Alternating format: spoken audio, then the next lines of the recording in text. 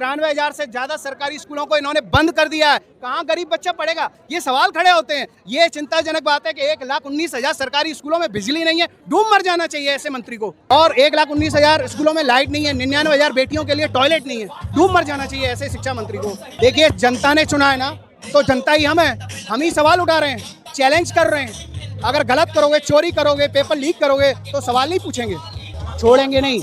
अंतिम सांसों तक लड़ाई लड़ी जाएगी। धर्मेंद्र प्रधान को कोई नहीं बचा सकता, उसका इस्तीफा होकर ही रहेगा। जंतर मंतर पे जमा हुए हैं, क्या है मुख्य मांगे आपको? देखिए, सीधा सा है, धर्मेंद्र प्रधान का इस्तीफा होना ही चाहिए और धर्मेंद्र प्रधान के इस्तीफा को कोई नहीं रोक सकता। ना धर्मेंद्र प्रधान को इस्तीफा देना ही पड़ेगा, हर हालत में देना पड़ेगा, इसमें डाउट मत रखिए। धर्मेंद्र प्रधान का इस्तीफा होकर ही रहेगा। लेकिन आप सिर्फ मंत्री को ही टारगेट क्यों कर रहे हैं? देखिए, मंत्री को इस वजह से दे रहे हैं, नीट पेपर जो है शिक्षा मंत्री के डिपार्टमेंट का मामला है और धर्मेंद्र प्रधान ने सिर्फ नीट पेपर एग्जाम लीक ही नहीं हुआ, बहुत सारे एग्जामिनेशन लीक हुए हैं। ये देखिए, अभी रिपोर्टें जो बता रही हैं, सरकारी रिपोर्टें, 93,000 से ज़्यादा सरकारी स्कूलों को इन्होंने बंद कर दिया है। कहाँ गरीब बच्चा पढ़ेगा? ये सवाल खड़े होते हैं। ये चिंताजनक बात है कि 1,19,000 सरकारी स्कूलों में बिजली नहीं है। डूब मर जाना चाहिए ऐसे मंत्री को। आप सोचिए, और 1,00,000 सरकारी स्कूलों में सिर्फ एक ही टीचर है सरकारी स्कूलों में। ऐसा शिक्षा मंत्री किस मतलब का है?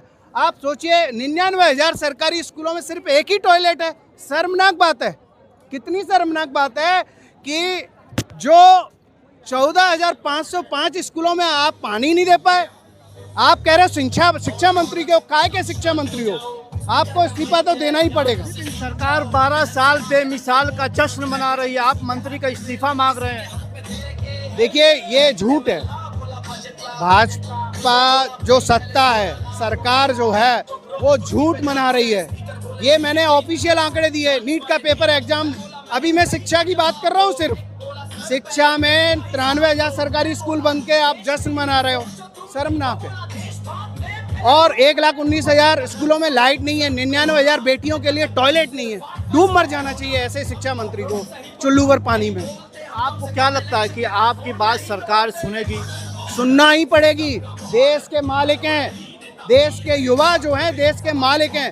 कॉकरोच हैं। कॉकरोच किसने बनाया? इस सत्ता ने बनाया, सरकार ने बनाया। मजबूर हुए। कौन बनना चाहता है कॉकरोच? मजबूर हुए।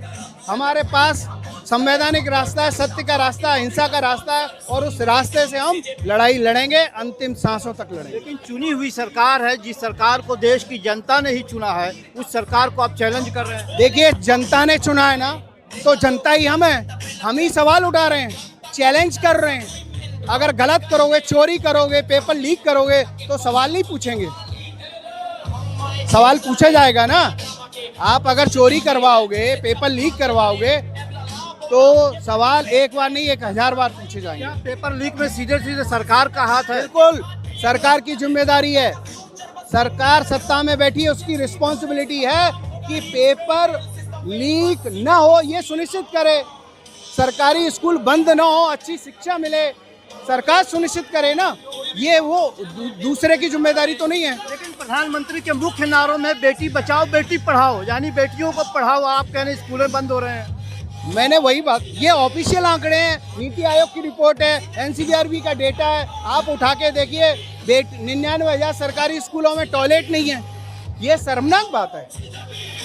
ये शर्मनाक, घोर शर्मनाक बात है कि भाजपा जो है, मोदी जी झूठ पर झूठ बोल रहे हैं। और अगर आपको यकीन नहीं हो रहा तो मैं आंकड़े देता हूँ। मैं सिर्फ शिक्षा की बात कर रहा हूँ। सिर्फ पिछले 2 साल में 13,13,078 महिलाएं लापता हो गई। क्या बात कर रहे हो बेटियों की?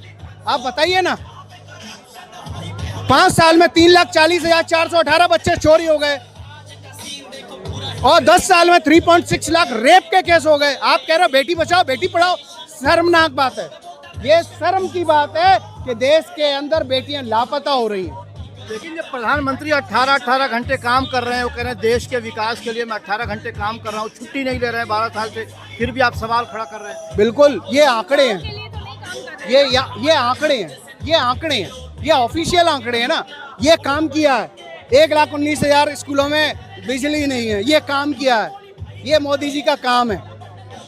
अच्छा, कुछ लोग मान रहे हैं कि 2014 के बाद से ही देश को असली आज़ादी मिली है। देखिए, ये सब बातें हम बात कर रहे हैं आज शिक्षा की, नीट एग्जाम की और धर्मेंद्र प्रधान के इस्तीफे की, शिक्षा नीति की।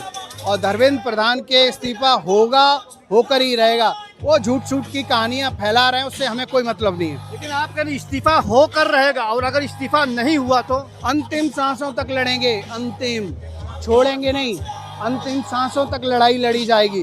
धर्मेंद्र प्रधान को कोई नहीं बचा सकता, उसका इस्तीफा होकर ही रहेगा। अगर मंत्री का इस्तीफा हो जाता है फिर आगे चर्चा करेंगे, जो शिक्षा के संबंध में जो कमियां हैं उन पर बात करेंगे, डिस्कस करेंगे। अगर कोई सवाल होगा तो फिर पूछेंगे।